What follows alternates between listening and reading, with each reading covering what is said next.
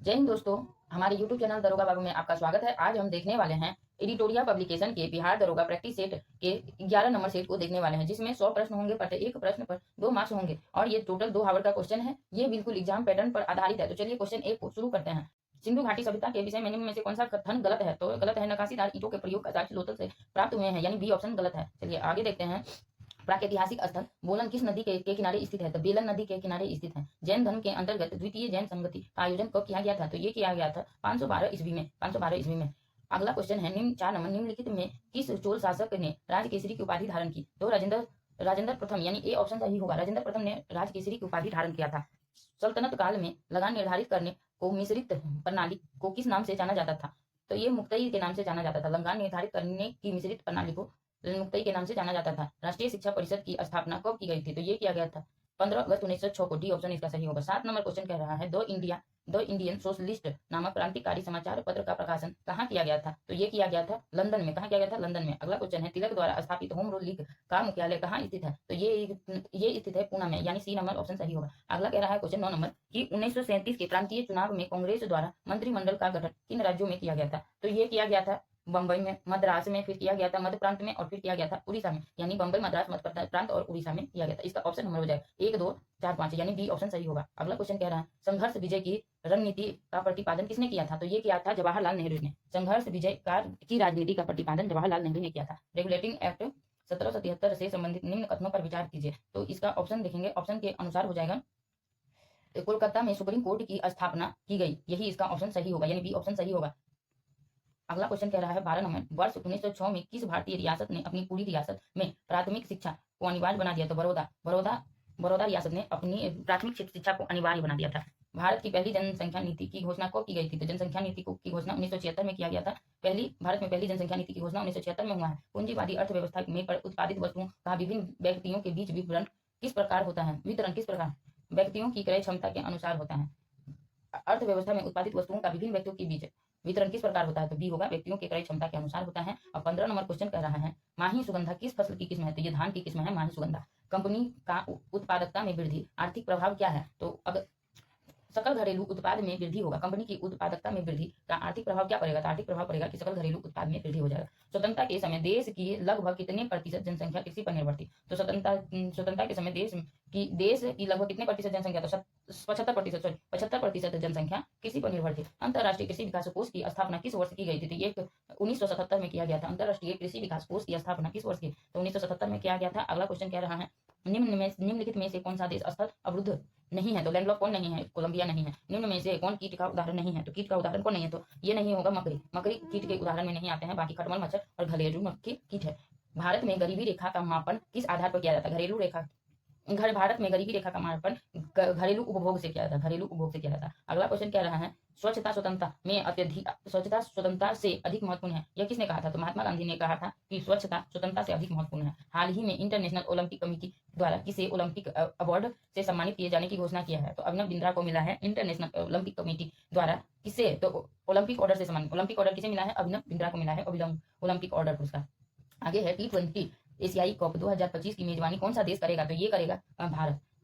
जुलाई 2024 में संघ लोक सेवा आयोग के नए अध्यक्ष किसे नियुक्त किया गया है? तो इसको किया गया है प्रीति सूदन को संघ लोक सेवा आयोग यानी यूपीएससी के नए अध्यक्ष चुने गए हैं प्रीति सूदन को। अंतर्राष्ट्रीय बाघ दिवस किस तिथि को मनाया जाता है? तो ये मनाया जाता है 29 जुलाई को ही अंतर्राष्ट्रीय बाघ दिवस 29 जुलाई को मनाया जाता है। 27 नंबर क्वेश्चन कह रहा है, ग्लोबल इंडिया एआई शिखर सम्मेलन का आयोजन कहाँ किया गया है? तो यह किया गया है नई दिल्ली में। ऑपरेशन इंद्रावती भारत सरकार द्वारा किस देश के नागरिक को निकालने के लिए चलाया गया है? तो हैती से भारतीय लोगों को निकालने के लिए चलाया गया है ऑपरेशन इंद्रावती। अगला है, पेरिस पैरालंपिक में अवनी लेखरा ने स्वर्ण पदक जीता है, उसका संबंध किस खेल से है? तो उसका संबंध है शूटिंग से। पैरालंपिक में अवनी लेखरा ने स्वर्ण पदक जीता है, उसका संबंध किस खेल से? कौन सा खेल खेलती है अवनी लेखरा? तो शूटिंग खेलती है। अगला क्वेश्चन है 40 नंबर, 48 वर्षों में पहली बार 30 नंबर क्वेश्चन है, 48 वर्षों में पहली बार अरब सागर में भूमि की समुद्र की ओर चक्रवात बना है, इसका नाम क्या है? तो इसका नाम है आसना। इसका नाम क्या है? आसना।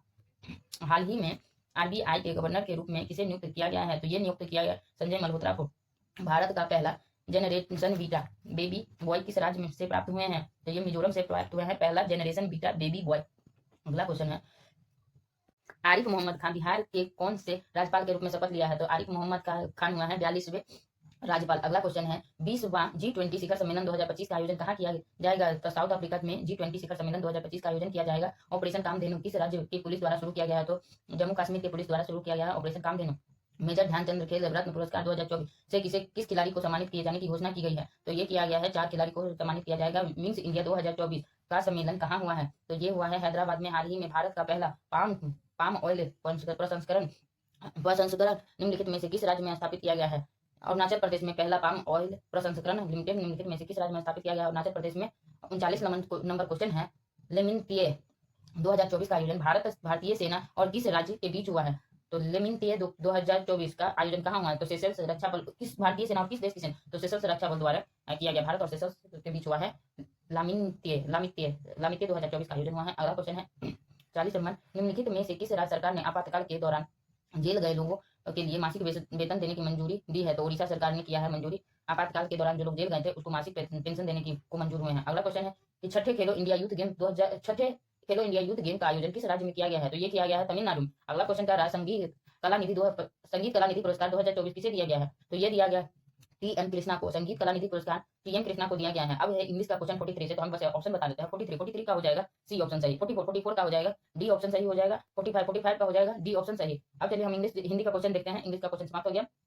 40 नंबर क्वेश्चन है हिंदी का कि निम्न में से कौन व्यक्तिवाचक संज्ञा का उदाहरण है? तो दिनकर है ना जो व्यक्तिवाचक संज्ञा का उदाहरण है। कौन सा शब्द हमेशा बहुवचन के रूप में प्रयोग किया जाता है? तो कौन सा शब्द बहुवचन? तो ये प्राण है ना जो बहुवचन के रूप में ही प्रयोग किया जाता है हमेशा। चलिए अगला क्वेश्चन क्या रहा? महोत्सव का अर्थ है। तो महोत्सव का अर्थ हो जाए महान है जो उत्सव, उसे ही महोत्सव कहते हैं। वेदोक्त शब्द का संधि विच्छेद क्या है? वेद प्लस उक्त, यानी ए ऑप्शन सही हो जाएगा। वेदोक्त का संधि विच्छेद हो जाएगा वेद प्लस उक्त। आगे क्वेश्चन है 50 नंबर देखने वाले हैं। तो 50 है मृगनयनी में कौन सा समास है? तो मृगनयनी कौन सा समास? तो कर्मधारय समास है मृगनयनी। अब अगला क्वेश्चन 51 नंबर कह रहा है सूर्य के प्रकाश में लाल और हरे तरंगदैर्घ्य के अलावा सूर्य के प्रकाश से कौन सी अन्य तरंगदैर्घ्य समुद्र के पानी के अणुओं द्वारा अवशोषित होता है? तो पीला तरंगदैर्घ्य।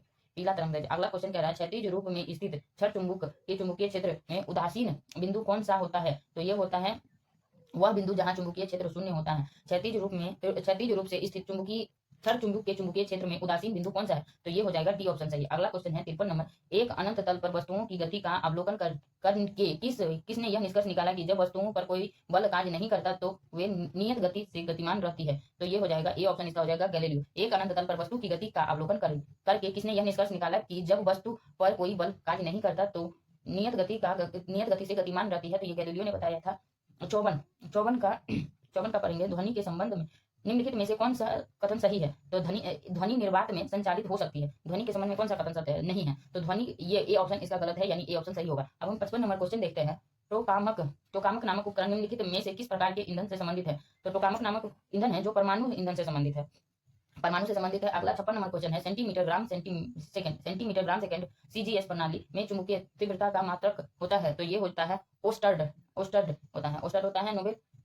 नेबुलकर परिकल्पना के अनुसार आकाशगंगा कैसे बनती है? तो ये बनती है नेबुलकर नामक एक बहुत बड़े बादल के रूप में हाइड्रोजन गैस का संचय द्वारा होता है। नेबुलकर परिकल्पना के अनुसार आकाशगंगा कैसे बनती है? तो ये बनती है नेबुलकर नामक एक बहुत बड़े बादल के रूप में हाइड्रोजन गैस के संचय द्वारा बनता है। अगला क्वेश्चन कह रहा है 58 नंबर कि निम्नलिखित में से कौन सा कथन सत्य है? तो ये इसमें ढूंढना है कि कौन सा कथन सत्य है। तो धातु अम्ल से अभिक्रिया करते हैं और धातु लवण तथा हाइड्रोजन गैस बनाती है, यही ऑप्शन सत्य हो जाएगा। अगला क्वेश्चन है क्या है क्वेश्चन आंसर कि धातु अम्ल से अभिक्रिया करती है और धातु लवण तथा हाइड्रोजन गैस बनाती है। अगला है 59 नंबर क्वेश्चन है निम्नलिखित में से कौन सा एलईडी धर्म अर्धचालक प्रौद्योगिकी में प्रयुक्त धातुओं में से एक है? तो ये है गैलियम। सी ऑप्शन सही हो जाएगा। निम्नलिखित में से कौन सा एलईडी अर्धचालक प्रौद्योगिकी में प्रयुक्त धातु में से एक है? तो गैलियम है। अब 60 नंबर क्वेश्चन कह रहा है कि क्या होता है जब अम्ल या क्षार को जल में मिलाया जाता है? क्या होगा जब अम्ल और क्षार को जल में मिलाया जाता है?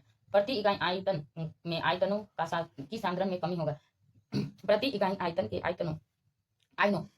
आयतन में आयनों की सांद्रण में कमी होगा। चलिए अगला क्वेश्चन 61 नंबर है निम्नलिखित में से कौन सा एक सफेद और पीले रंग का ठोस है जिसमें हल्की सुगंधित गंध होता है जिसे ऊर्ध्वपातन की प्रक्रिया द्वारा शुद्ध किया जाता है? तो ये हो जाए एंथ्रासीन हो जाए। निम्नलिखित में से कौन सा एक सफेद और पीले रंग का ठोस है जिसमें हल्का सा सुगंधित गंध होता है जिसे ऊर्ध्वपातन प्रक्रिया द्वारा शुद्ध किया जाता है? तो एंथ्रासीन को हल्की ऊर्ध्वपातन प्रक्रिया द्वारा शुद्ध किया जाता है। इसे में हल्का सुगंधित गंध भी होता है। एंथ्रासीन में थोड़ा हल्का सुगंधित गंध होता है। ये सफेद और पीला रंग का ठोस होता है। आवर्त सारणी के 62 नंबर क्वेश्चन है आवर्त सारणी के समूह 1 की कौन सी नरम धातु हवा के संपर्क में आने के कुछ समय में धूमिल हो जाता है। तो सोडियम ना हवा के कुछ ही टाइम संपर्क में आने से, कुछ ही सेकंड के संपर्क में आने से वह धूमिल हो जाता है, सोडियम धूमिल हो जाता है। निम्नलिखित में से 63 नंबर क्वेश्चन है, निम्नलिखित में से किन नियम के अनुसार गैसों के मिश्रण का दाब अवयवी गैसों के आंशिक दाबों के योग के बराबर है? तो डाल्टन के नियम यानी सी ऑप्शन सही होगा। अगला क्वेश्चन कह रहा है 64 नंबर, निम्नलिखित में से कौन सा एक ध्रुवीय अणु है? तो ध्रुवीय अणु है जल है ध्रुवीय अणु। 65 नंबर क्वेश्चन कह रहा है कि निलंबन के संबंध में निम्नलिखित में से कौन सा कथन सत्य है? तो निलंबन के संबंध, तो निलंबन एक विषमांगी मिश्रण है। निलंबन के कण को नग्न आंखों से देखा जा सकता है, यानी ये दोनों सही है, यानी सी ऑप्शन इसका सही होगा। 66 नंबर क्वेश्चन है, निम्नलिखित में से कौन सा किंगडमी फंगी से संबंधित नहीं है? तो कौन किंगडमी फंगी से संबंधित नहीं? तो युगलिना संबंधित नहीं है। अगला हो रहा है बीमारी के दौरान पोषण देखभाल कार्यकलाप का एक संगठित समूह जिसमें निम्नलिखित में से किसके अलावा अन्य सभी शामिल है? तो इसमें हो जाए मनोवैज्ञानिक तनाव का आकलन, ये इसमें शामिल नहीं है, बाकी सभी शामिल है। पोषण की स्थिति का आकलन ये शामिल है। पोषण संबंधी समस्या का निदान ये भी शामिल है। पोषण संबंधी आवश्यकता को पूरा करने के लिए हस्तक्षेप योजना बनाना प्राथमिकता देना है। तो यही इसका ऑप्शन ए सही होगा, बाकी सब इसमें शामिल है, बट ये पूछ रहा है कि कौन शामिल नहीं है, तो ये हो जाएगा मनोविज्ञान तनाव का आकलन। अब है 68 नंबर क्वेश्चन की छोटी आंत से स्रावित होने वाला ट्रिप्सिन एंजाइम का प्रमुख कार्य क्या है? तो ट्रिप्सिन एंजाइम का क्या है काम है? प्रोटीन को पचाना ही ट्रिप्सिन एंजाइम का काम है। निम्नलिखित में से किस लोकप्रिय रसोई पदार्थ को शर्करा खाने वाला कवक कहा जाता है? तो खाने वाला कवक कहा जाता है खमीर को। ये रसोई का सामान है खमीर, जो शर्करा खाने वाले कवक कहा जाता है जिसको खमीर को। अगला क्वेश्चन है 70 नंबर, निम्नलिखित में से कौन सा गोल कृमि है? तो कौन गोल कृमि है? तो ये हो जाएगा गोल कृमि हो जाएगा एस्केरिस हो जाएगा गोल कृमि। जारों के बीच मौजूद द्रव जो जोड़ों की गति आसान बनाता है क्या कहलाता है? तो ये कहलाता है सिनोवियल कहलाता है। जोड़ों के बीच मौजूद द्रव जो जोड़ों की गति को आसान कराता है, तो वो कहलाता है सिनोवियल। अगला क्वेश्चन 72 नंबर है कि जुगाली करने वाले पशु जैसे मवेशियों में क्या मौजूद होता है जो मौजूद जीवाणु सेलुलोज के पाचन में मदद करता है? तो रूमेन ये ऑप्शन सही हो जाएगा 72 का। कि जुगाली करने वाले पशु जैसे मवेशी में क्या मौजूद होता है जो मौजूद जीवाणु के सेलुलोज के पाचन में मदद करता है? तो रूमेन मौजूद होता है। 73 नंबर क्वेश्चन कह रहा है कि मानव शरीर निम्नलिखित में से कौन सा भाग ग्रंथि शरीर के तापमान को बनाए रखता है? कौन सा ग्रंथि है जो शरीर के तापमान ग्रंथि को बनाए रखता है? तो हाइपोथैलेमस नामक भाग है क्या ग्रंथि है जो शरीर के टेम्परेचर को बनाए रखता है। अगला क्वेश्चन 74 नंबर है कि पुष्प का कौन सा भाग स्त्री केसर के शीर्ष पर चिपचिपी सतह है यह परागण को फंसा कर रखती है? तो कौन सा भाग है जो तो फंसा कर रखता है? तो वर्तिकाग्र है ना, एक चिपचिपा पदार्थ है जो स्त्री केसर पर चिपचिपा सतह है, यह पराग को फंसा कर रखती है, वर्तिकाग्र फंसा कर रखती है। 75 नंबर क्वेश्चन कह रहा है निम्नलिखित में से कौन सा रोग मच्छर के काटने से नहीं होता है? तो कौन सा रोग मच्छर के काटने से नहीं होता है? तो हेपेटाइटिस नहीं होता मच्छर के काटने से, बाकी सब मच्छर के काटने से होता है। फील पाँव है जो मच्छर के काटने से होता है। डेंगू भी मच्छर के, और मलेरिया तो है ही मच्छर के काटने। तो इसका ऑप्शन नंबर डी हो जाएगा सही जो हेपेटाइटिस है जो मच्छर के काटने से नहीं होता है। बोचरा मच्छर के काटने से कौन नहीं होता? तो हेपेटाइटिस बी।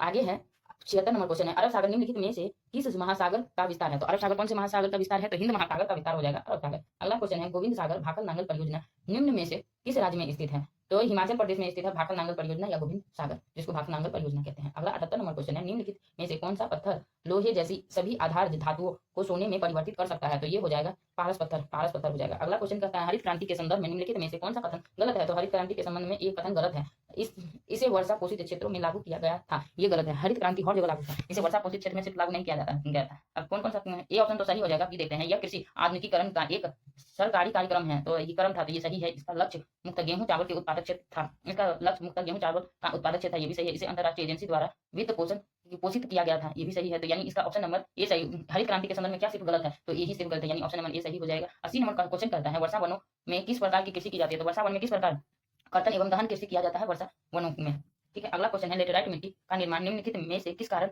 से होता है? तो निक्षालन में होता है लेटेराइट मिट्टी का निर्माण, निक्षालन प्रक्रिया द्वारा होता है लेटेराइट मिट्टी का निर्माण। अगला कहता है शैवाल और लाइकेन किस प्रकार के वनों में पाया जाता है? तो शैवाल और लाइकेन कहाँ पाया जाता है? तो इसका हो जाएगा टुंड्रा वन में शैवाल और लाइकेन पाए जाते हैं। किस प्रकार के वन है? तो टुंड्रा वन में शैवाल और लाइकेन पाए जाते हैं। अगला क्वेश्चन कह रहा है भारत सरकार द्वारा तापमान, वर्षा, पवन आदि से संबंधित डेटा एकत्र करना और मौसम का पूर्वानुमान लगाने की जिम्मेदार भारतीय मौसम विभाग की स्थापना की। सीधा सा इसमें क्वेश्चन है कि भारतीय मौसम विज्ञान की स्थापना कब किया गया था? तो ये किया गया था 1875 में, नहीं 1875 में किया गया, 1875 में किया गया था भारतीय मौसम विभाग की स्थापना। मौसम विभाग का काम क्या है? तो तापमान, भारत का तापमान, वर्षा और पवन, हवा आदि संबंधित डेटा का पूर्वानुमान लगाना, ठीक है, पूर्वानुमान लगाना डेटा एकत्रित करना। अब 84 नंबर क्वेश्चन कह रहे हैं संरचनात्मक भूविज्ञान निम्नलिखित में से किससे संबंधित है? तो संरचनात्मक भूविज्ञान है संबंधित सेल संरचना के विकास का रूप, वर्गीकरण, तंत्र और कारण। संरचनात्मक भूविज्ञान निम्नलिखित में से किससे संबंधित है? सेल संरचनाओं के विकास का रूप, वर्गीकरण, तंत्र और कारण। अगला क्वेश्चन है सफेद कोह पर्वत श्रृंखला का एक बड़ा हिस्सा निम्नलिखित में से किस देश में स्थित है? तो ये स्थित है पाकिस्तान में। सफेद कुक पर्वत श्रृंखला का एक बड़ा हिस्सा है, निम्नलिखित में से किस देश में स्थित है? पाकिस्तान में स्थित है। अगला क्वेश्चन 86 नंबर कह रहा है कि भारत का मूल संविधान अंग्रेजी में किसके हाथ से लिखा गया था? तो किसके हाथ से लिखा गया? तो प्रेम बिहारी नारायण रायजादा, प्रेम बिहारी नारायण रायजादा द्वारा मूल संविधान को अंग्रेजी में हाथों से लिखा गया था। अंग्रेजी में लिखा गया था हाथों से मूल संविधान को। वो किसके द्वारा? तो प्रेम बिहारी नारायण रायजादा द्वारा लिखा गया था। अब 87 नंबर क्वेश्चन है कि भारत के संविधान के किस अनुच्छेद में उल्लेखित है कि संघ के लिए एक लोक सेवा आयोग और प्रत्येक राज्य के लिए एक लोक सेवा आयोग होगा? तो यह है अनुच्छेद 315। अनुच्छेद 315 एक में किया गया है कि भारतीय संविधान के किस अनुच्छेद में उल्लेखित है कि संघ के लिए एक लोक सेवा आयोग और प्रत्येक राज्य के लिए एक राज्य सेवा आयोग होगा? तो अनुच्छेद 15(1) में है। अब है 88 नंबर क्वेश्चन है कि भारत में निम्नलिखित में से कौन सा राज्य की नीति निर्देशक सिद्धांत का गांधीवादी सिद्धांत है? तो ग्राम पंचायत का गठन गांधीवादी सिद्धांत है। राज्य के नीति निर्देशक सिद्धांत का गांधीवादी सिद्धांत क्या है? नीति निर्देशक का गांधीवादी सिद्धांत है ग्राम पंचायत का गठन, ग्राम पंचायत का गठन। अगला क्वेश्चन क्या रहा है 89, निम्नलिखित में से किस संवैधानिक संशोधन ने भारत संघ में दादर और नगर हवेली को एक केंद्र शासित प्रदेश के रूप में शामिल किया है? तो केंद्र शासित तो ये किया गया है 10वां संविधान संशोधन अधिनियम द्वारा। किस संविधान संशोधन द्वारा दादर व नगर हवेली को एक केंद्र शासित प्रदेश के रूप में शामिल किया? तो 10वां संविधान संशोधन द्वारा। संस्कृति व शिक्षा के अधिकार का उद्देश्य क्या है? संस्कृति और शिक्षा के अधिकार का तो अल्पसंख्यक समुदाय की रक्षा करना ही संस्कृति और शिक्षा अधिकार का उद्देश्य है। अल्पसंख्यक समुदाय की रक्षा करना ही, जो कम मात्रा में समुदाय है उसकी रक्षा करना ही संस्कृति और शिक्षा के अधिकार का उद्देश्य है। 91 नंबर कह रहा है निम्नलिखित में से किस आयोग ने सिफारिश की थी कि राज्यपाल की नियुक्ति निष्पक्ष होनी चाहिए? किस आयोग ने किया था? सरकारी आयोग ने सिफारिश किया था कि राज्यपाल की नियुक्ति निष्पक्ष होना चाहिए, सरकारी आयोग ने। अगला क्वेश्चन 92 नंबर का, निम्नलिखित में से कौन सा उस समिति का हिस्सा नहीं है जिसका निर्माण केंद्रीय सूचना आयोग की मुख्य आयुक्त के नियुक्ति से संबंधित प्रधानमंत्री से सुझाव देने के लिए किया गया है? तो लोकसभा अध्यक्ष, यानी ए हो जाएगा इसका ऑप्शन। निम्नलिखित में से कौन समिति का हिस्सा नहीं है? कौन समिति जिसका निर्माण केंद्र सूचना आयोग के मुख्य आयुक्त नियुक्त के संबंध में प्रधानमंत्री से सुझाव देने के लिए किया गया है? तो लोकसभा अध्यक्ष। अगला क्वेश्चन है 93 कि भारतीय संविधान की द्विसदनात्मक विधायिका क्या है? तो भारतीय संविधान के द्विसदनात्मक विधायिका क्या है? तो यह 2 सदनीय विधायकीय निकाय है, यानी बी ऑप्शन सही हो जाएगा। अगला क्वेश्चन है 94 का, निम्नलिखित में से कौन सा प्रस्ताव किसी सदस्य द्वारा सदन के समक्ष किसी मामले पर बहस को संक्षिप्त करने के लिए पेश किया गया एक प्रस्ताव है? तो यह समापन, ये ऑप्शन सही हो जाएगा। कौन सा प्रस्ताव किसी सदस्य का सदन के समक्ष किसी मामले पर बहस के संक्षिप्त करने के लिए पेश किया गया प्रस्ताव है? तो ये है समापन। अगला क्वेश्चन है 2 या 2 से अधिक राज्यों के बीच विवाद सर्वोच्च न्यायालय के किस क्षेत्राधिकार के अधीन आता है? तो ये आता है मौलिक क्षेत्राधिकार के अधीन आता है। 2 या 2 से अधिक राज्यों के बीच विवाद सर्वोच्च न्यायालय के किस क्षेत्राधिकार के अधीन आता है? तो मौलिक अधिकार के अधीन आता है। ये ऑप्शन सही हो जाएगा। 96 से हमारा मैथ का क्वेश्चन शुरू हो रहा। तो मैथ के क्वेश्चन का सिर्फ हम आंसर बताने जा रहे हैं। तो मैथ का क्वेश्चन का आंसर 96 का आंसर हो जाएगा 4/5/9 हो जाएगा, यानी ए ऑप्शन सही हो जाएगा। 97 का हो जाएगा ए, यानी 4 वर्ष हो जाएगा। 98 का हो जाएगा 13/1/3 दिन हो जाएगा। अगला 99 नंबर क्वेश्चन है 400 हो जाएगा। 99 का हो जाएगा 400 और 100 का हो जाएगा 2 वर्ष। यानी आज के सेट के 100 प्रश्न का सेट था, जिसको हम यहीं पे समाप्त करते हैं। मिलते हैं एक नए सेट के साथ कल। और ये बिल्कुल एग्जाम पैटर्न पर आधारित है। अभी तक के एग्जाम में इंग्लिश तो नहीं पूछा गया है, लेकिन इस बार संभावित है कि इंग्लिश भी पूछा जाएगा। तो इसमें जीके जीएस का क्वेश्चन तो है ही, साथ में इंग्लिश और मैथ हिंदी का भी क्वेश्चन को शामिल किया गया है। तो कृपया इस सेट को। जय हिंद दोस्तों, हमारे YouTube चैनल दरोगा बाबू में आपका स्वागत है। आज हम देखने वाले हैं एडिटोरिया पब्लिकेशन के बिहार दरोगा प्रैक्टिस सेट के 11 नंबर सेट को देखने वाले हैं, जिसमें 100 प्रश्न होंगे। प्रत्येक प्रश्न पर 2 मार्क्स होंगे और ये टोटल 2 आवर का क्वेश्चन है। ये बिल्कुल एग्जाम पैटर्न पर आधारित है। तो चलिए क्वेश्चन 1 को शुरू करते हैं। क्वेश्चन 1 कह रहा है